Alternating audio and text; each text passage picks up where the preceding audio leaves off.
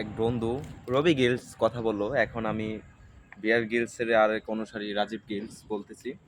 তো এটা কিন্তু সাধারণ কোনো জঙ্গল না, এটা আমরা আছি আপনার সুন্দরবনের ম্যানগ্রোভ বনভূমির একটা মাঝস্থানে আমরা এখন আছি।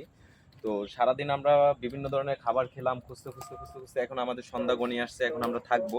তার জন্য আমরা মাছা ব্যবহার করব। তো এই এই লাঠিটাকে আমরা চুজ করছি, এটাকে কেটে আমরা সুন্দর করে মাছা তৈরি করব।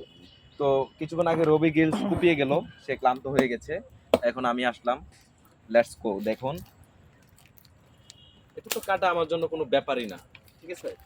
তো এটা কাটার জন্য প্রথমে একটু চাগাবেন, চাগায়া তারপর এভাবে মারবেন, আরেকটা মারবেন, আরেকটা মারবেন। তো ভিউয়ার্স, এটা আবার খুবই সুস্বাদু, এটা অনেক টেস্টি, যা মিষ্টি ভিউয়ার্স, সেই পরে খাবো।